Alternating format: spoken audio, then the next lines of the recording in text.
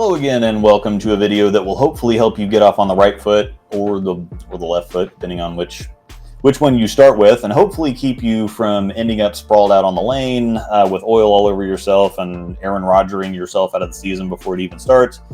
Sorry, Jets fans, this year's definitely going to be your year to at least have playoff hopes for a few games.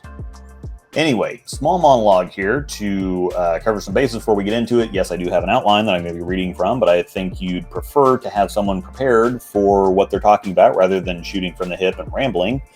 There's going to be plenty of rambling anyway. So I have some points and notes to work from, but I'll also expand on them as we go through, so I'm not just dry reading from a script. Also, please note my sponsors and the wealth of resources in the description below. There's some codes and links and everything that can help all of us out.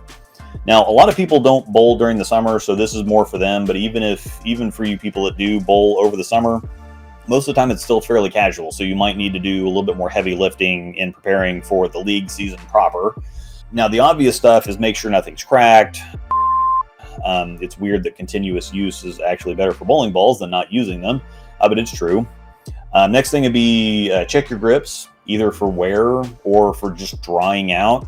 If you haven't been bowling or haven't been bowling much, your hand might have changed, so you might want to check the fit as well.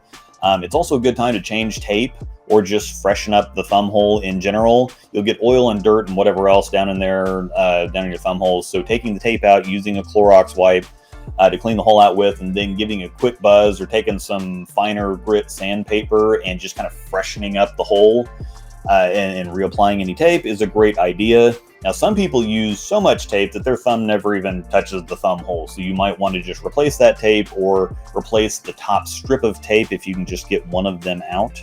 Now, take stock of your inventory too.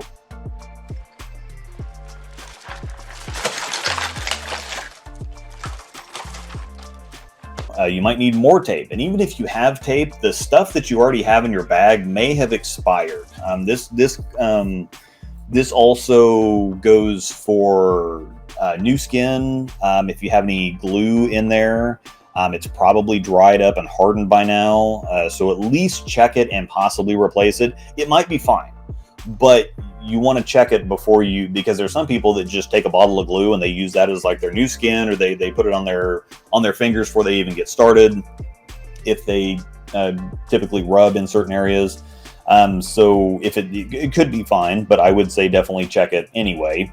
Now make sure you have all your tools and accessories in your bag. This is something that's happened to us before.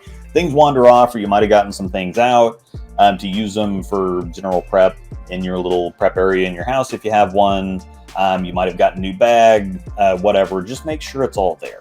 For those that have shoes with interchangeable soles, it might be time to replace soles or heels or add more. We'd also made kind of a joke out of a buddy's slide stone, but they're actually legit. Angel got one and she loves it, because instead of taking a wire shoe brush to your shoe and just shredding the crap out of it, sometimes you don't need to remove stuff that's like stuck onto it. So the slide stone just kind of creates a more consistent slide without using Easy Slide and without scratching the crap out of it with a wire brush.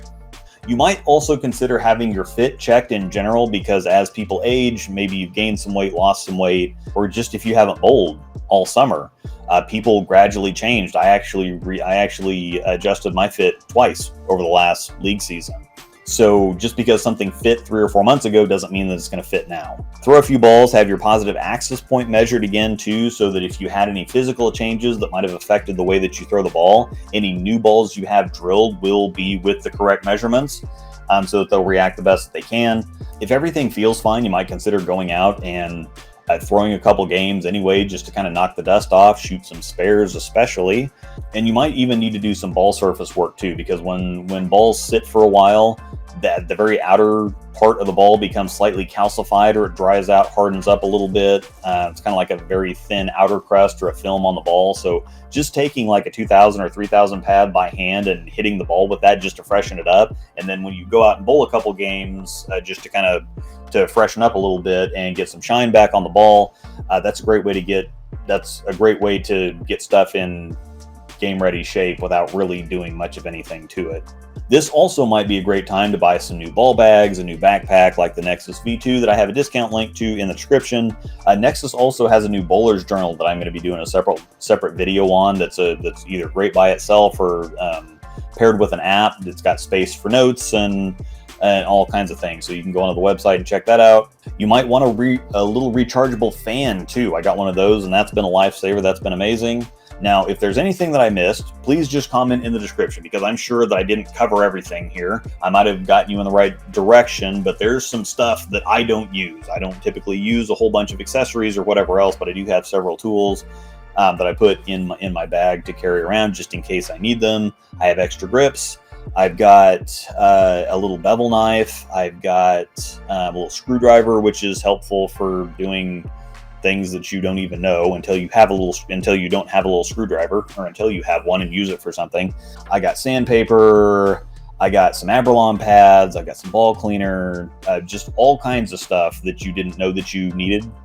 But if anybody else has things that they carry around, or little helpful tips, tricks, life hacks, whatever else, put those in the comments, which then of course make sure that after you watch this video, you go down and check the comments and see what other people might have put down there, because I'm sure that I didn't cover everything. So that's what I got for now. Thanks for watching, and may the strikes be with you.